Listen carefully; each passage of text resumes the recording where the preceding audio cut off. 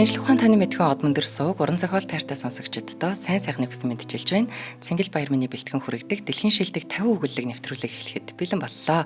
За энэ дугаарыг хамтран ажиллагчаар худалдаа эрхлэгчдийн ухаалаг туслах On Time технологи зам од мөндрийн алтан гишүүд та нар маань дэмжиж ажиллаж байна. За өнөөдөр бүгдээрээ маш гоё зохиолыг хамтдаа сонсно. Сохрын орон гэд энэ болохоор юм англи өгүүллийн төвөр байдаг. За энэ өгүүллэгүүдийг намрын их хоёр орчуулсан байдаг. За тэгэхээр орчуулгын хувьд бүр яриа байхгүй маш гоё. Тэгэд энэ сохрын орон гэдэг энэ хоёр дахь хэвлэлт нь ахгүй өмнөх хэвлэлт нь ерөөсөө тасраад олдгоо байцсан байж байгаа арай гэж олж авсан. Тэгээд 1991 онд анхны хэвлэлт нь гарч байхдаа энэ ном хатсан гар гэдэг нэртэй байсан. Одоо болохоор сохрын орон болчихж. Тэгээд тэр хатсан гар гэдэг өгүүллэгийг хамтдаа сонсно. Гэхдээ энэ өгүүллэг хоёр лайв болж хүрэх юм а дараа 7 хоногт үргэлжлэл нь явна. Маш гоё өгүүлэлэг учраас хоёр хувааж оруулахаас өөр аргагүй байлаа. Тэгээд энэ удаа сонсож байгаа хүмүүс маань дараа нь заавал сонсорой. Үргэлжлэлээ. Тэгээд маш гоё хүний амьдралд байдаг юм мухар сүсэг. Зүгээр маш жижигхэн асуудал яваанда хүний амьдралыг тэр бүхэл бүтэн айлын амьдралыг яаж сүрүүлж байгаа тухай энэ дэр гардаг бараг аимшиг өгүүлэлэг гэж хэлж болохоор шүү. За бүгдээ хамтдаа сонсъё.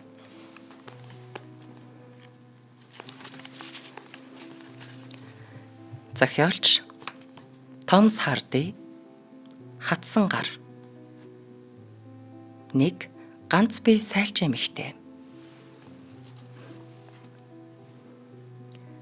80-аад үхэртэй сүүний фермд тогтмол ажилдаг сайлчид болон эд ажил ихтэй болох үед ажилдаг нэмэгдэл сайлчид гээд олон хүн бужигнана. Аргачгүй үсттэй. Хэдийгээр 4-р сар дөнгөж гараад байгаа боловч өвс ус тэгшэрсэн бэлчсэн үнэнүүд сүү ихтэй байваа.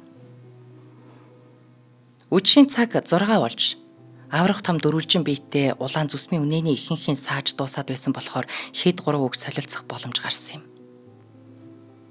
Хүүе. Маргааш нөгөөтг чинь сүү тавьсан бүсгүйгээ нааша авчрах гэж дуулдсан штэ. Тэгээ өнөөдөр Engelbert ирчгээд байгаа гэж байна лээ шүү. Энэ тухай дуу Черри хэмээх нэртэй үнэнийг эдсэн дотроос гараад байгаа ч юм шиг санагдах боловч үнэн хэрэг дээрээ хөдлөлгүй зогсож байгаа номхон амтны бөөрөнд нүрийн наасан сайлчин эмэгтэй ярьж байгаа нь тэр аж. Тэгсэн өөр нэг сайлчин. Хөөшөө тэр бүсгүйг нь үдсэн хүн байна уу? Төрүүчийн сайлчин эмэгтэй. Үдсэн хүн байхгүй. Тэрнийг байна нэг юм улаан хацартай мах шүлэн таарсан бондгорхон амтан гэлцэж байсан шүү. Гэт арагшаа гэдийж фермийн хашааны нөгөө хэсэгт бусдаасаа зайдуухан үнээ сааж байгаа 30 орчим насны туранхай зүс царайнд гундаж яваа эмэгтэй рүү харав.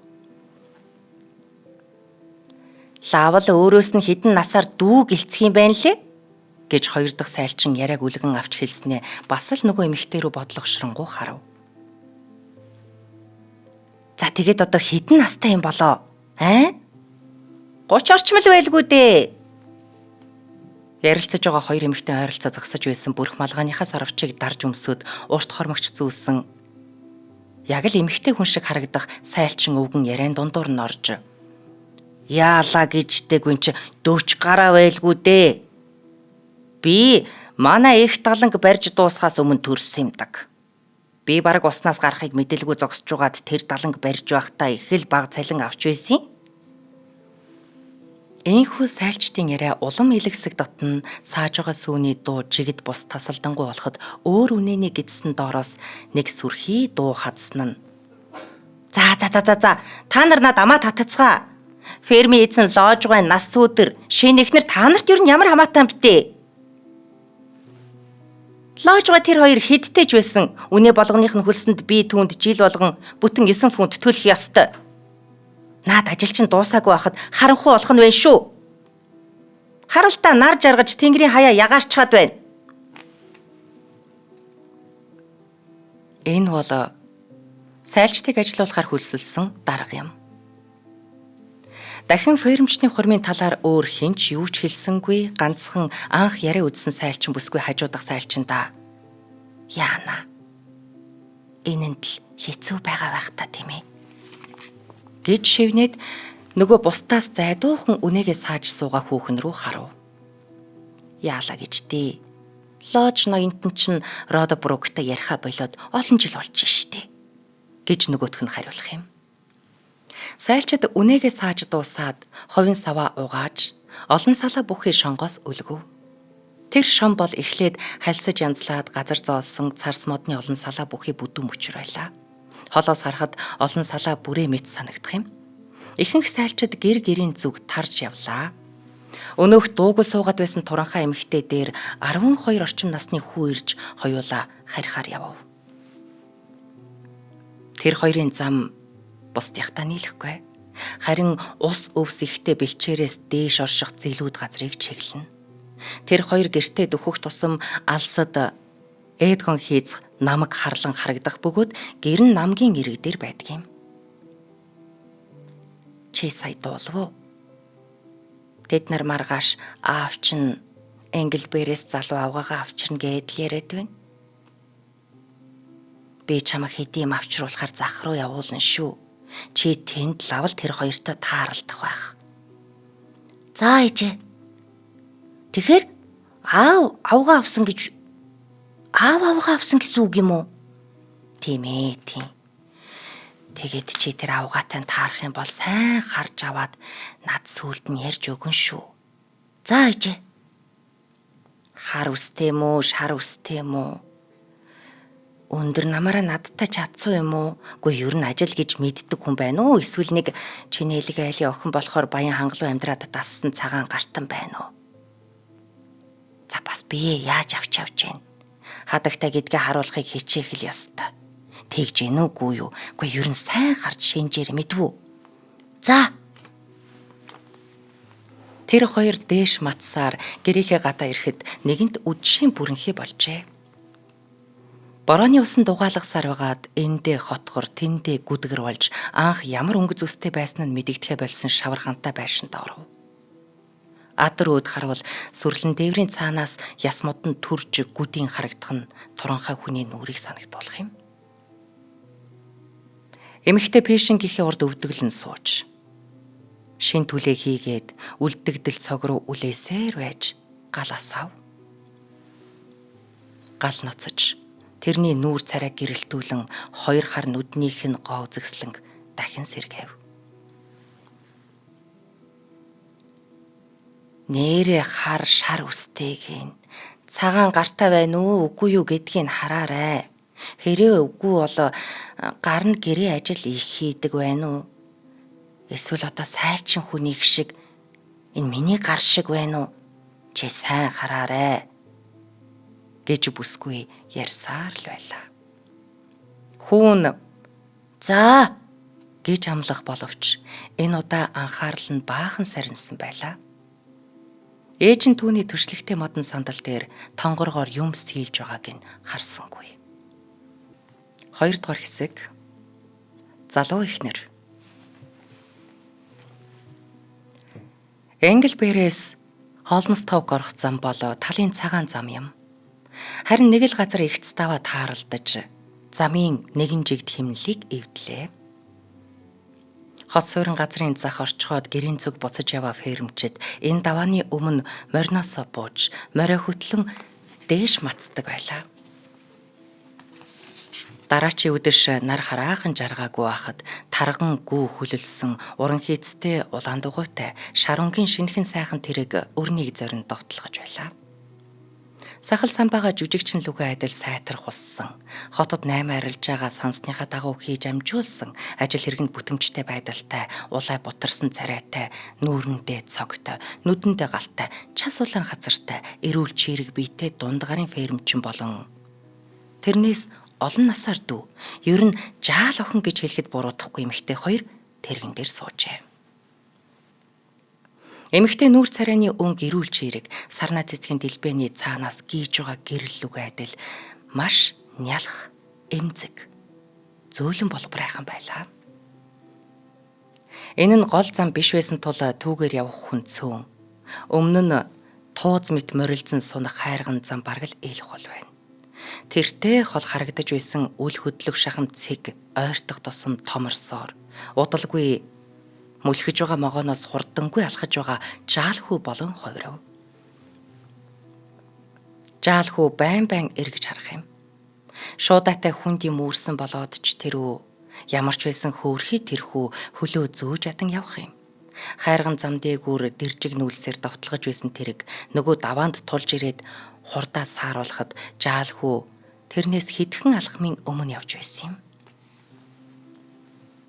Тэрэг араас нь гүйцэн ирж жаалхүү тэрэгтэй зэрэгцэн алхахдаа хажууд тийш харж фермчний эхнэрээс харц салгалгүй цоо ширтэж айхтар шинжих юм.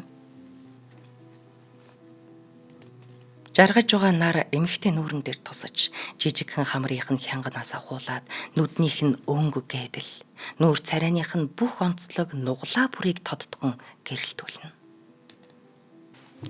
Хэдийгээр фермчин жаалхүү дэрэгдээсэн салахгүй зэрэгцэж яваг хараад баахан дургуйтсан мэт байдалтай харагдавч хөөж тууж муухай ашигласангүй. Жаалхүүч тэднээс ялимгүй төрүүлэн алхаж эмэгтэйгээс харцаа юур салгахгүй байлаа. Тэгж явсаар мань гурав даваан дээр гарав. Даваан дээр гармагц фермчний санаа амарсан бололтой морой гуйдан хатруулж жаал хөрөө ганц ч удаа тоож харалгүй урууд нь давталгав. Ёй. Саяны ядуу жаал намайг яасан сүрхий хараад байсан бэ? Харин тийм ээ хонгор минь. Үгүй нэрээ айхтар ширтлээ шүү. Танай тосгоны хүүхдөө манай саахалт айлын хүү байгаа юм. Ээжтэйгээ цуг 1-2 өртөөний газар амьдардаг баха. Лавл чи бид хоёрыг хэн болохыг мэдэж байгаа та? Тэгэлгүй ах вэ. Хөөхөн гэрт рүү та минь.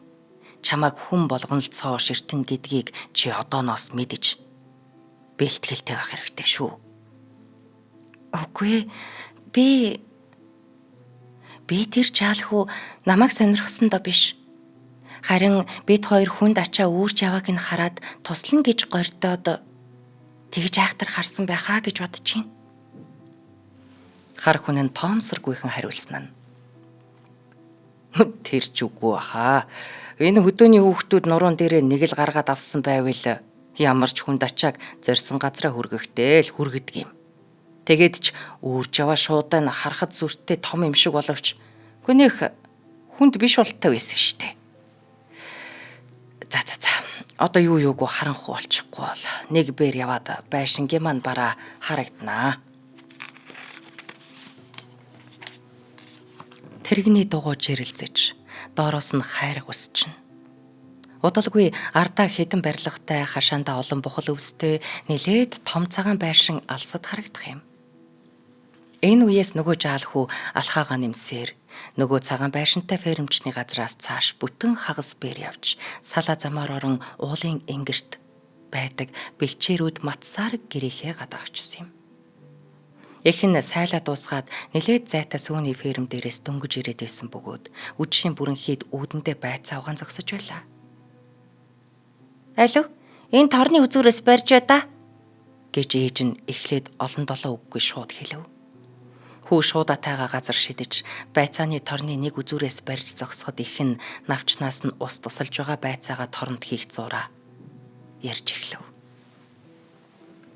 За. Харж чадв уу? Харсан. Сайн харсан шүү. Тэгэд хадагтай маягийн эмэгтэй юм уу? Хадагтайгаар барахудаа ээж минь бүр жинхэнэ хадагтай байлээ. Залуу юм уу? Заавайз том хүн байсан. За байдал нь ч гэсэндээ том хүн шиг л юм билээ. Аргагүй шүү дээ. Үсийн. Гэхдээ ер нь нүүр царайгийн харв уу? Ямар хуу царай зүстэй юм, өнгө нь ямар юм? Шар үстэй. Яг амьд хүүхэлдэй шиг нэх хөөрхөн царайтай. Тэгвэл ч нүд нь минийх шиг хар бол биш байх нэ. Үгүй, цэнхэр юм билээ. Тэгээд уруул нь уулаан, их хөөрхөн. Тэгээд инээсэн чинь цав цагаан шүүд харагдсан. Нуруу туруугаар өндөр юм уу? Ямар хуу юм? Гэж их нь огцом дуугаар асуув. Мэдхгүй. Тэрхэн дээр суугаад явж исэн болохоор харж чадаагүй штэ. За чи маргааш байна. Холмс Тоукийн сүмд оч. Тэнд лав очих байх шүү. Эртхэн шиг очиж хүлээж байгаад орж ирэхэд нь хараарай. Тэгээд надаас өндөр эсхийг мэдээд ирээрэй. Мэдвүү? За ээж. Ээж, та тэгтээ яагаад өөрөө очиж харахгүй байгаа юм бэ? Би юу? Гайгүй илгүй. Одоо ч гэсэн манай цонхны дэргэдүр явж өнгөрлөө гэхэд би ёстой тоочж харахгүй. Тэгэд мэдээж хэрэг лож ноёнтон цуг явж байсан биз дээ. Тэгээд тэр нь юу ярьж байна? Яаж байна? Оо яах вэ? Бах байтгараа л үлээ. Чам руу тэгэд харахчгүй байна уу? Тий. Маргааш нь хүүтэй цэвэрхэн цамц өмсгөж Холмс Тоукийн сүм рүү явуулав. Хүү явсаар хуучны барилга болох жаахан сүмийн хаалга яг онгойж байхад нь таарч очсон юм. Дотогшоо ороод хамгийн түрүүнд ирсний мэдсэн. Ариун аршаантай савны дэргэд нэг суудал олж суугаад сүмд цоврон орж ирж байгаа хүмүүсийг нүд салгалгүй ширтэв. Дунд гарын фермчин лож бараг л хамгийн сүүлд орж ирлээ. Тэрнийг даган авгаа нь орж ирээд хан даган урагшлав. Тэрээр анх удаа ийм олон хүний дунд орж байгаа төлөв даруй эмэгтэй болохоор их л ичсэн шинжтэй харагдаж байв. Тэнд цугларсан олон цугаараа эмэгтэйг ширтэх учраас энэ удаа хүүгийн айхтар харцыг эмэгтэй анзаарсангүй. Ер нь хэн ч анзаарсангүй. Хүүг сүмээс буцаж ирээд босог алхаж амжаагүй байхад ээж нь нэвтрүүлгийн хамтран ажиллагчаар худалдаа эрхлэгчдийн ухаалаг туслах On-Time технологи дэмжиж ажиллаж байна. 6-8 нэрийн хүнсний дэлгүүрүүд худалдаа эрхлэгчдэд зориулсан кассын систем хөгжүүлдэг компани. Монгол орон даяар байдаг 6-8 нэрийн хүнсний дэлгүүрүүдийн 50% нь буюу 2 дэлгүүр тутмын нэг нь On-Time-ийн программыг ашиглан үйл ажиллагаа явуулдаг. Тэгэхээр 2024 оноос эхлэн М-банктай хамтран 2 маш гоё үйлчилгээ хэрэглэгчдэд санал болгож байна. Эхнийх нь гэвэл тэг.6% шимтгэлтэй банкны карт уншигч. Ихэнх банкны карт уншигч нь 1% шимтгэлтэй байдаг. Харин On-Time-ийн санал болгож байгаа М-банкны карт уншигч ашигласнаар 40% хэмнэлт хийх боломжтой. Та сардаа 30 сая төгрөгийн борлуулалттай бол банкны шимтгэлээс сардаа 400 мянга, жилдээ 4.5 сая төгрөг хэмнэх боломжтой. Хоёр дахь нь гэвэл On-Time-ыг сүүлийн 6 сар хэрэгжилж байгаа бол 100 хүртэлх сая төгрөгийн эргэлтийн хөрөнгийн зээлийг 100% онлайнаар олгох боломж байна. Та ямар ч материал бүрдүүлэхгүй, банкн дээр очихгүй, байгаа газраасаа авах боломжтой. Дэмжиж ажиллаж байгаа On-Time технологид маш их баярлалаа. Лавлахыг хүсвэл 77 77 34 44 хамтран ажиллагчдаа баярлалаа. За. Яасан гэж асуусаар өгтөв. Өндөр биш эмэгтэй байна лээ. Гэхдээ бүр харин ч намхан гэж хэлж болно. Их нь бахан хансан байдалтай дуурав. Гэхдээ үнэхээр царайлаг. Их царайлаг юм аа. Бүр гоо үзэгслэнт бүсгүй юм аа. Эдэр чирэг фермчний эхнэрийн эрүүл царай хэр баргийн юмд догдолж үзээгүй хүүгийн санаа сэтгэлийг донслогжээ. За. Мэдээ гиснэ мэдлээ. Одоо түргхэн шиг ширээгээ бүтээчих. Чи тор тавьж дайжгүй туулаа барьсан байна шүү. Гэхдээ болгоомжтой байгаараа хүн амьтанд баригдав. Чи тэр хүүхэн ямар гартайг надад хэлсэнгүй шүү. Би гарыг хараагүй, бэлигээ гарнаасаа ерөөсөө салгадгүй юм байна лээ. Өнөө өглөө тэгэд ямар хувцас өмссөн байна. Саравчгүй цагаан бүрх малгай тавиад тэг мөнгөлөг өнгөтэй нэг юм суул элбэгдүү даашинз өмссөн байна лээ. Даашинз нь вандан сандал хүрх болгондоо нэх их шажигнаад л сүртэй тийм эсгэрэх дуу гаргаад нөгөө эмэгтэй тийм дуу гарах болгонд учиргүй ичээл нүүр нь минчээтлээ улаагаад л байлээ. Тэгээд даашинзаа сандалд хүрэхгүй хичээгээд хормоогоо татаа зогсож байгаад санаандгүй сандлаа налсан чинь нөгөө өмнөхөөс нь жилүү чанга дугарсан штэ. Гэхдээ харин лоожгоо бол тэрэнд нь дуртай байх шиг байна лээ. Хантааз нийл гарч хувийн том алтан тамга нь лорд язгууртны адил нээх сүртэй унжиж байсан. Тэгэд авгаа нь яах гэж ийм даашин зүмсөвдөө гэд харамсаад ах шиг харагдсан шүү. Гайгүй элгүй. Энхүү хүү үе ээжигээ асуухад саяхан гэр бүл болсон хоёртой санамсаргүй уулзрахдаа шинээр олж харснаа тэр болгон ярьдаг боллоо. Гэвч хэдийгээр хүүгийн эх Рода Брук хэмээх эмэгтэй ердөө хоёрхан бэрийн газар явж өөрөө лоож хадагтайг харах боломжтой байсан боловч фермчний эзэмшил газрын зүг нэг ч алхахгүй гэж шийдсэн юм. Лоожгын 2 дахь эзэмшил газар болох нөгөө уцаартай фермчний хөлсөлж авсан сүүний ферм дээр өдөр бүр үнэ сахар очихдоо хурмын тухай ганц ч үг дуурдаггүй байлаа. Лоожгын үнээг төр хөлсөлж авсан фермчин өндөр биетэй сайлчин бүсгүй намтрыг 13 шгэ сайн мэддэг байсан болохоор эр хүний зан гаргаж Родагийн уур уцаарыг хүргэж болзошгүй дэмий ховжив явган яриаг ферм дээрээ тас хорьсон юм. Гэлээч гэсэн лоож хадагтаа ирсний дараа хэдэн өдрийн турш саяын хурмын тухай яриа энд тэндгүй л сонсогдож байв. Удалгүй хүүгийнхээ яриа сайлчдын хаяа нэг унгах үгсээс Рода Брукийн санаанд ямар ч сэжиг аваагүй лоож хадагтай дүр төрх гэрэл зураг шиг л тодоос тод буусан юм. 3 дугаар хэсэг. Хий үзэгдэл.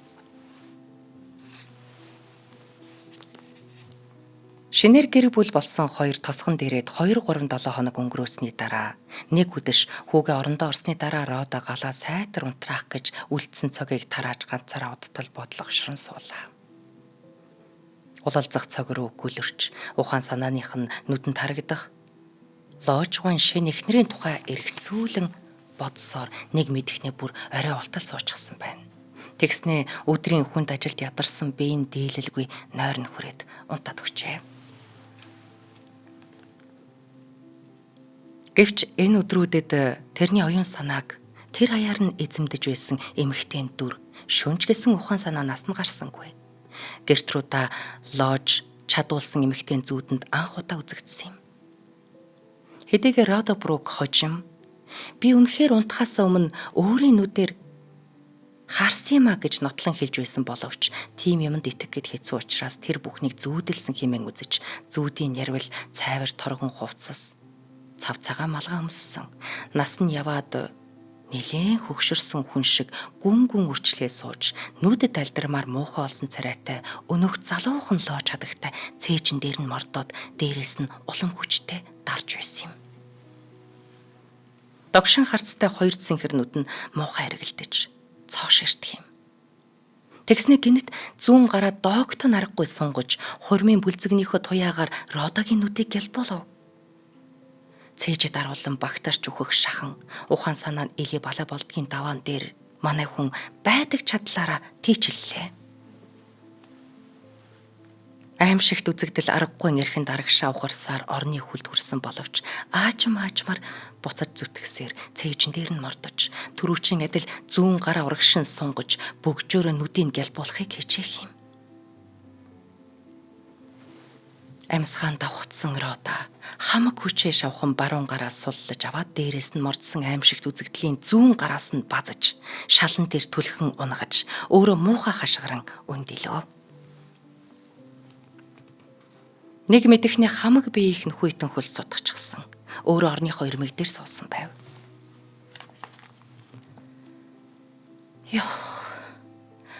Хөршүүлт бурхан минь. Энэ лав зүуд биш ээ. Тэр эмэгтэй надад дээр ирээд явснаас зайлахгүй. Яг л бодит гэж хэлж байв. Сэрсэн хойнооч дайсныхаа гарыг одоо хүртэл барьж байгаа юм шиг сайтар мэдэрч байлаа. Муухай үзэгдлийг шалан дээр унагаснаа сайн санаж байсан болохоор шал руу харвал юу ч харагдсангүй.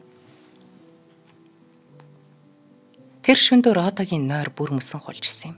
Маргааш нь үүрээр сайлын фермд очиход хүмүүс тэрний цонхийж цайсан нүүр царайг харж ядарч сүлдсэний дор дороо гайхацгаав. Гарын салгансан хэвээр. Нөгөө үзэгдлийн гарыг бариад л байгаа юм шиг санагдах бөгөөд сүүгээ савныхаа гадуур гоожуулчихлагүй арай ядан сааж байлаа. Өглөөний цайгаа уухаар гэртээ эргэж ирэхдээ бүхэл өдрийн турш бори бохис хийлгүй ажиллаж оройн хоолоо идэхээр ирсэн хүн шиг ядарчихсан байв. Ээж, шүн таны өрөөнд юун их дуу чимээ гараад ирсэн бэ? Та орноос өмчихсөн юм уу? Чи шалан дээр юм унах чимээ сонссноо? Хэдэн цаг болж байсан? За эзөө. Яг 2 цагийн хонх зөгч ийсэн штэ. Эхэн чухам юу болсныг тайлбарласангүй. Харин хоолоо идэж дуусаад ширээнийхээ араас дуугүй босож гэр зургийн ажлаа хийв. Хүү нээждээ туслах юм. Хүү ферм дээр очих тун дургүй байдаг учраас ээж нь ч дургүйд хүчгүй хэмээн хүүгээ тийшээ хүчилж хөөдгүй байсан юм.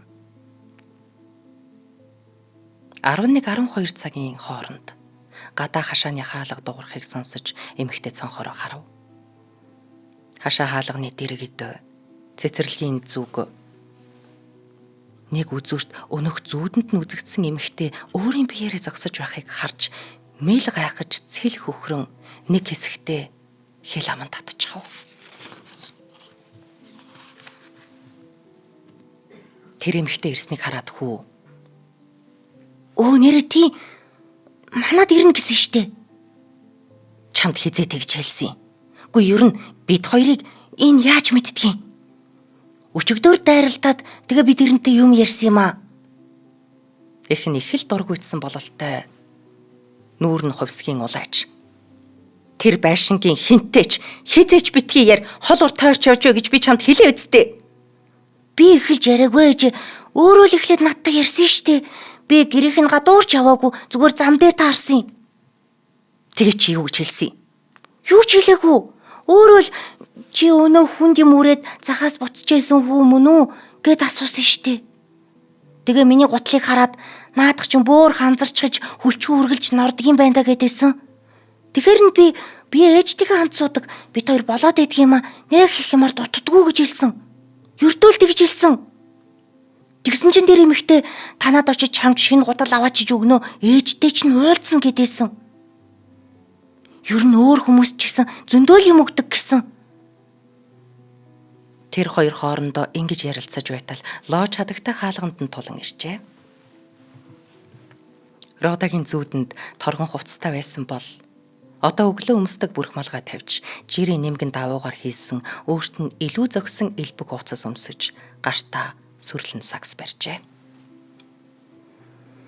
Нөгөө шөнийн зүүд саяхан болсон юм шиг маш тод санагдана. Рода муухай үрчлээ суусан, догшин хэрцгий байдал шингэсэн, дээр нь дээрлэхүү зан тодорсон нүүр царайтай эмгэн орж ирнэ хэмээн бодож байлаа.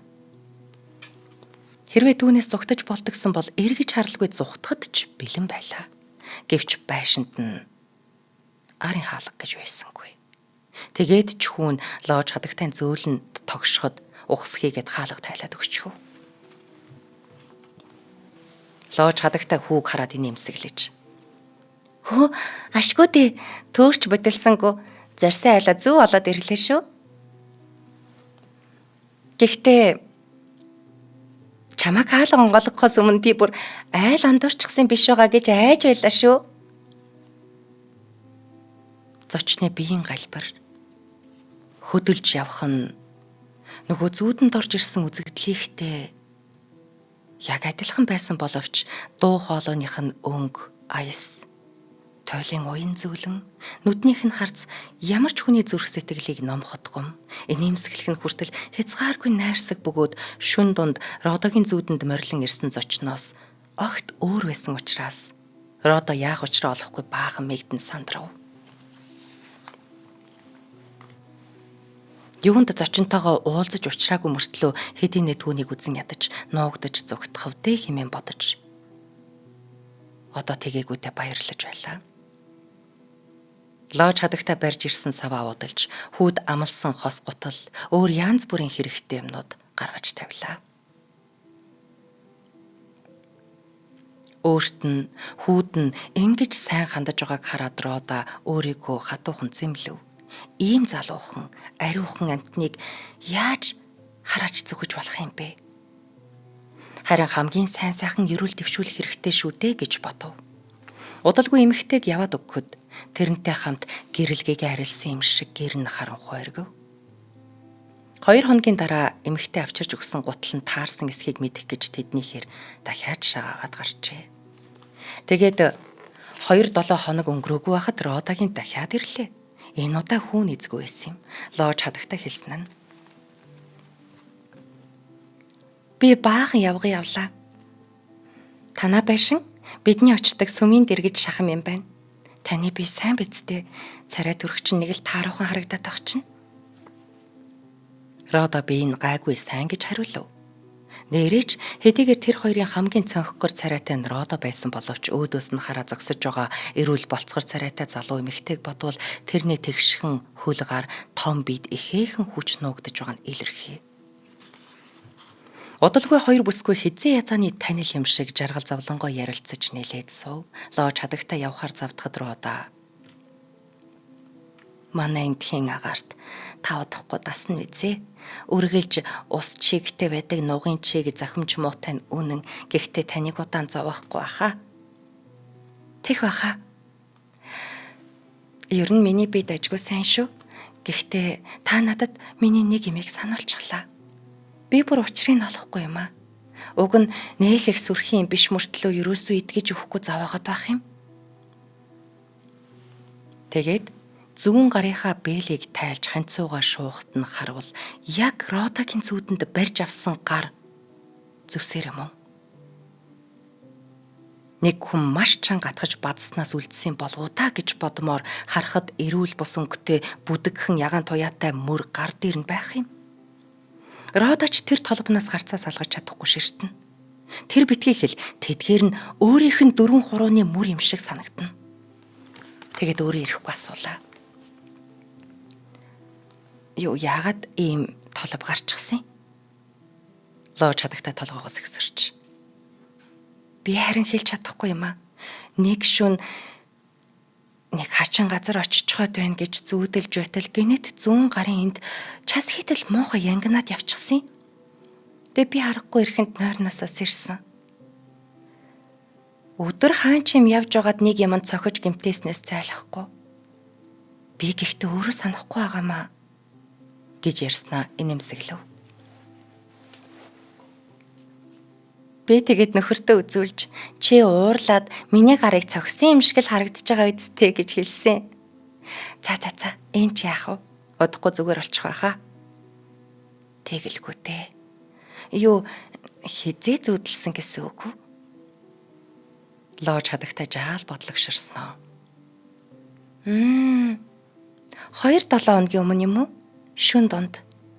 Би бүр тэр дороос сэрж яг хаана байгаагаа ч ойлгохгүй байж байсан чинь цагийн хонх 2 цагийг цохиж байсан. Тэгээд би бүр сэрчихсэн. Эмэгтэй яг Рода дээр нөгөө үзэгдлийн морилон ирсэн шүн цагийг хэлв. Брукауга өөрөө буруу юм хийсэн юм шиг санагдаж дотроо шимшрэв. Хэрэг явдал ингэж гинэт задарсанд тэрний гайхаж мэгдсэн нь учиргүй. Энэ нэмэгтэн ярьсан тэр үзэгдлийн ирсэн хоёр яах аргагүй таархан туйлын хачин ойлгоход хэцүү байгаа болохоор учрыг олж хужрын тунгаахч гэсэнгүй. Харин өнөөх аимшигт шүний үзэгдэл эргэн тодоос тод санагдав. Зочин явсны дараа би өөрөө хүсэхгүй байгаа мөртлөө бусад хүмүүсийг хараад ширөөх тэдэнд зовлон авчрах далтын муухай хүчтэй юм байх та гэж өөртөө хэлв. Хайртай хүнтэй хаягдсныхан дараа хүмүүс өөрийн шулам гэж нэрлэдэг болсныг тэр мэддэг байсан. Гэхдээ чухам яагаад тэгж хоч өгöd байгааг нь ойлгодгүй байсан юм. Тийм ч болохоор далдуур хочлоход нь нэг их тоолгүй явсаар өнөөдрийг хүрсэн. Тэр шөнийн хачин явдлыг ингэж тайлбарлаж болох юм болов уу та? Ер нь урд өмнө иймэрхүү явдал тохиолдож байсан билүү? 4-р хэсэг таамаглал. Урин цаг ханхалж удахгүй зум болох гэж байлаа. Хэдийгээр Родо Брук залуухан лож хадагтайг зөвхөн хүндэтгдэг байснаа сүүлдээ бүр бишрэн шүтдэг болсон ч түүнтэй уулзахаас үхтлээ айдаг байлаа. Родогийн дотроос нэг юм чи өөрөө гэмт хэрэг хийсэн гэж үгэлж буруушаан амар заяа үзүүлэхгүй байсан юм. Ажилдаа очихоор бус харин ямар нэг өөр хэсгээр гадагшаа гарах болгондоо цаанаас нь нэг юм залаад байгаа юм шиг заавал хоолмос тог сүмийн дэрэгдүр явна. Тийм ч учраас нэг удаа тэр хоёр гадаа тааралдсан юм. Родо гайхшийн барсан ухаан санааг нь эзэмдсэн нөгөө сэдвийг дууга орхиж чадалгүй. Хідэн үг сольж амжгүй үгүй юу өөрөө ирэхгүй төгд чин. Хадагтай. Таны гар идэгсэн үү гэж асууснаа. Гертруда лож гараа туйлын болгоомжтой ёр хөдөлгөлгүй байлгахыг хараад цочиж толгойд өвснө арцсхийв. Үгүй дээ эгч минь. Нэг их сайжраагүй л байна. Ерөөсөө ч сайжраагүй гэж болох юм да. Харин ч бүр муудаад байх юм. Заримдаа бүр зүрх рүү зүүгээр хатгаж байгаа юм шиг муухай өвдөх юм аа. Та эмчэд очиж үзүүлвэл дээр баха гадагтай. Эмчэд очиж үзүүлсэн. Нөхөр маань шахаж шаардаад байхаар нь очиж үзүүлсэн. Харин мис заслын эмч бүр харж үзэж учрыг нь олж оншилж чадаагүй. Ер нь л нэг тийм халуун усанд дүрээрээ л гэж хэлсэн. Хэлснээр нь хэд дахин халуун усанд дүрсэн чинь нэмэр болохгүй л байна. Таны гарыг би үзэж болох уу? Лож хадагтай зүүн гарынхаа ханцыг шамлан бугууга үзүүлв. Родо Брук гарын хармагцаа золтол уулга алдаад бахирчсангүй. Шарах гэхэд хэцүү боловч гар нь тэр хавьда жигтэйхий хатаж яс арьс болчихож. Урд өмнө харахад байсан 4 хурууны мөр улмал тодорчээ. Тэрч байтугай яг нөгөө хачин зүүдэндээ эмэгтэй гарыг атгаж бадсан газар 4 хурууных нь мөр гарчээ.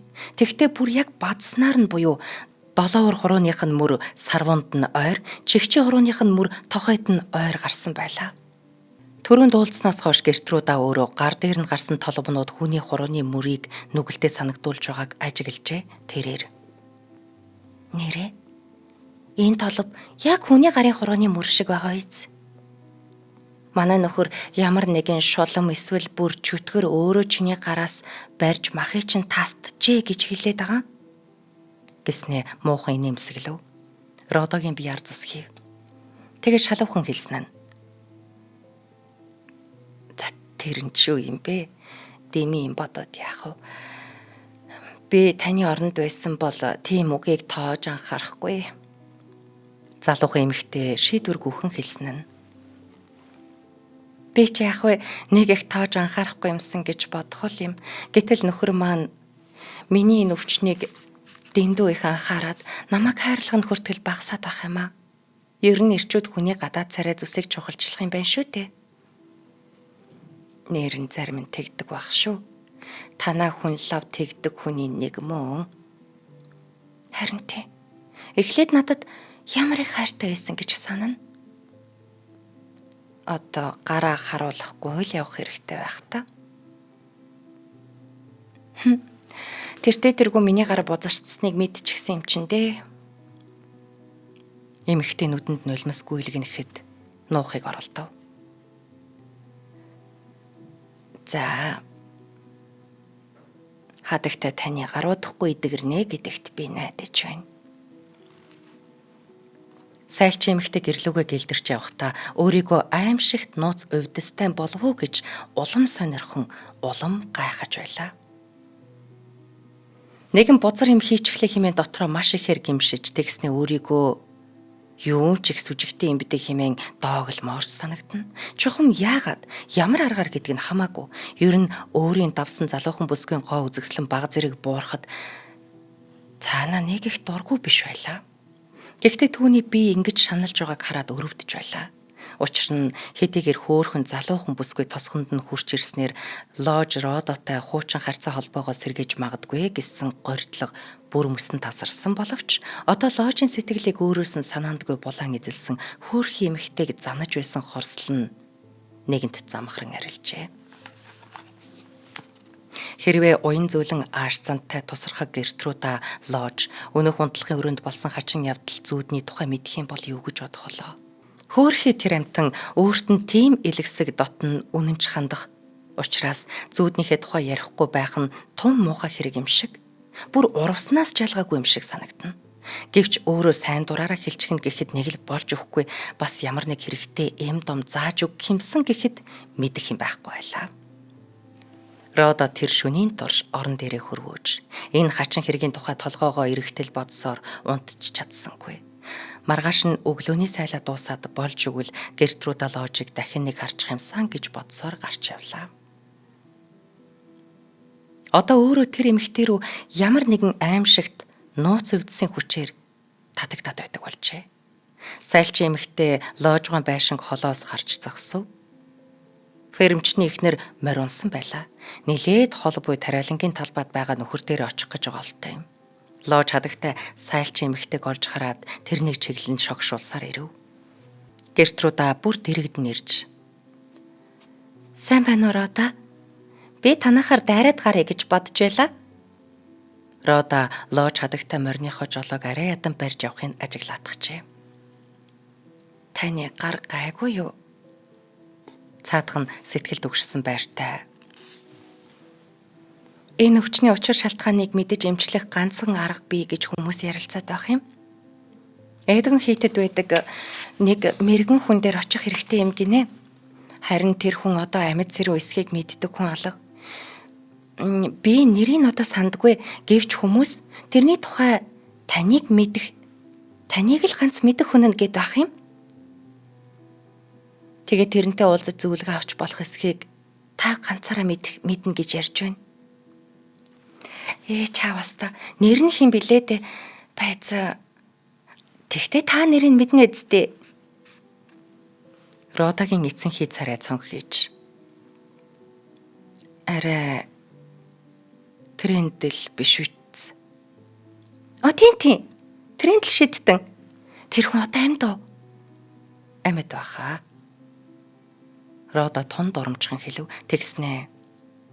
Та яагаад тэр хүнийг шидтэн гэв? Зүгээр хүмүүс л тэгж ярих юм биш үү дээ. Бусдад байдаггүй далдын их хүч тэр хүнд байдаг гэж ярьцгаах юм.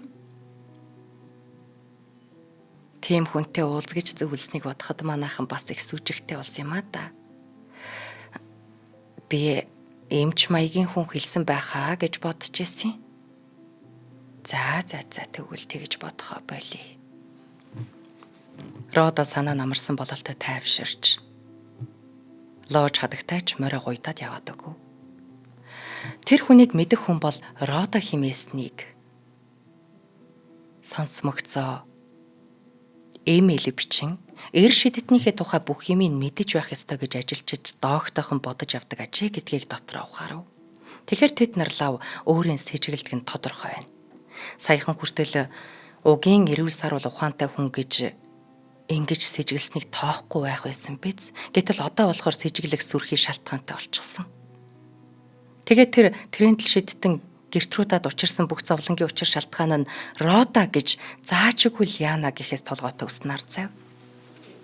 Тэгвэл сайн найз нь тэрнийг үрд үзэн ядаж хүний бий олсон шулам гэж бодно шүү дээ. Гэвч бүх юм хараахан яадг алдж байгаагүй байна. 2 хоногийн дараа Рода Брукийн гэрийн шалан дээр цонхоор туссан үдшийн нарны гэрэлд нэг хүний сүүдэр тусав. Төдөлгүй нэг эмэгтэй хаалга сэвхийтэл онгойлгоод орж ирэв. "Ганцаараа байна уу?" гэж Гертруда асуулаа. Тэрний байж байгааг нь харуул өөрөө Брукээс ч илүү айн сандарсан шинжтэй. "Тийм ээ." Фермчний залуухан ихнэр цааш нь үргэлжлүүлсэн нь. "Миний нөгөө гарны шарх улам биштэд би бүр амар тайван байж чадхаа боллоо. Үнэхээр учир нь олдохгүй хачин юм аа. Эмчилж болдог л шарх байгаасаа гэж залбирч байна. Би нөгөө Трендэл шидтний тухай хүмүүсийн ярьсныг өөрөө ирэхгүй дахиад саналаа. Үнийг хэлэхэд би уг нь ийм юмд итгэдэггүй л дээ. Гэхдээ зүгээр тэрнтэй уулзна гэхэд дургуутсах ч юм алга. Зүгээр сонирхож. Гэхдээ манай нөхөр яавч мэдэж болохгүй. Тэр хүн эндээс хол байдгүй." Рода зочсон байдалтай хариулсан нь. Тийм ээ. 5 бээр гэрте хол яг Эгдоны гол дунд л та. За мэдлээ. Би тийшээ явахаас өөр аргагүй. Та надад газар чилж цуг явахгүй юу? Маргааш орой байвал ямар вэ?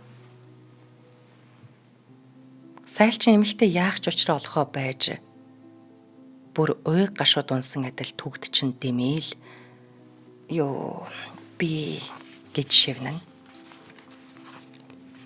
Зүүдэндээ айхтар хэрцгий аашилж муухай үйл үйлдсэн нь мэдэгдчих болов уу? Тэгвэл амьдралдаа олсон хамгийн сайн найз нь өөрийн бүр мөсөн жигшин зэвүүцэх болов уу гэсэн айдас бүх бие сэтгэлийн тэр аяар нь эзэмдлээ.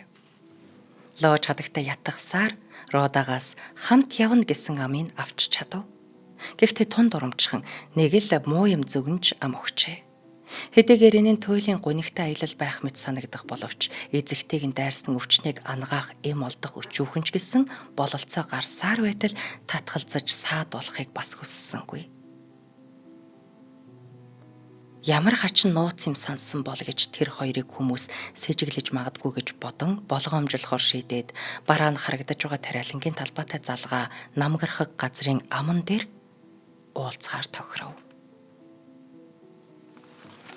За өнөөдөр өгүүлэлэг маань яг ингээд талдаа орж ийн. Энэ хүртэл нь уншъя. Дараагийн лайваар хүмүүс маань үргэлжлүүлээд орж ирээрээ. Энэ орон зохиолын одоо энэ дугаарыг маань үзсэн хүмүүс байвал яг дараа 7 хоногт энэ өгүүлэлэг маань дахиж нэг лайв яваад дуусах юм шүү. Тэгэхээр энэ Томас Харди гэж энэ зохиолч маань өөрөө ер нь архитектор байж байгаа дараа нь яруу найрагч зохиолч болсон. За бичлэлтийн хувьд бол яг нэг юм бодит амьдрал хүмүүсийн зовлон зүдгүүр тэгээд маш их мөрөөдөл хүсэл эрмэлзэл эцэстээ нэг юм тулаад замхарч үгүй болж байгаа тухайд юм хатан үннийг бичдэг. Ер нь маш шашинлаг гэр бүлд төрсөн ийм хүн.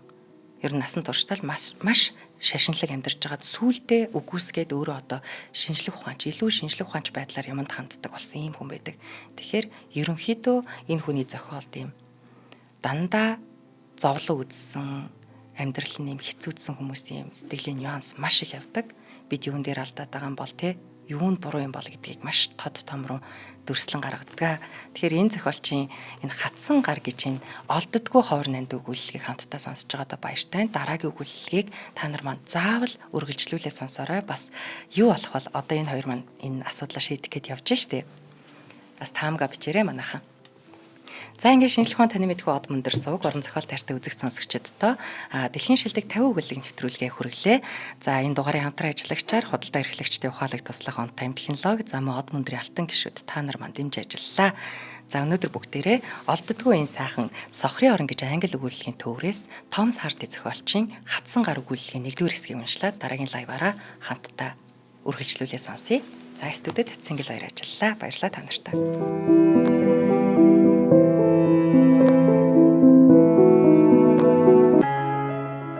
Нэвтрүүлгийг хүлээн авсан Нарны аймгийн монголчуудаа баярлалаа. Од мөндөр сувг нь энэ мэдчлэн таны мэдхүү мянган нэвтрүүлгийг 2026 оны 7 сарын 1 хүртэл та бүхэндээ хүргэх юм. Их хэлээрээ шинжлэх ухаан танин мэдхүүг түгээхийн үлсэд нэгтгэх хүсвэл та бидэнд хандив өгөх боломжтой. Жилдээ ганцхан удаа 100,000 төгрөгөөр биднийг дэмжснээр шинжлэх ухаан танин мэдхүйг түгээх энэ үйл хэрэг амжилттай үргэлжлэх юм. Од мөндөр нэр дээрх худалдаа өргөжлийн банкны дансгаа 4191 тэгдүрв 518. Та 100,000 төгрөгөөр шилжүүлэхдээ гүйлгээний утга дээр нь өөрийн нэр болон утасны дугаараа заавал бичээрэй. 100,000 төгрөг хандалснаар Од мөндөр сувгийн алтан гишүүн болох юм а. Шинжлэх ухаан танин мэдхгүй Монголд ялах болтугай.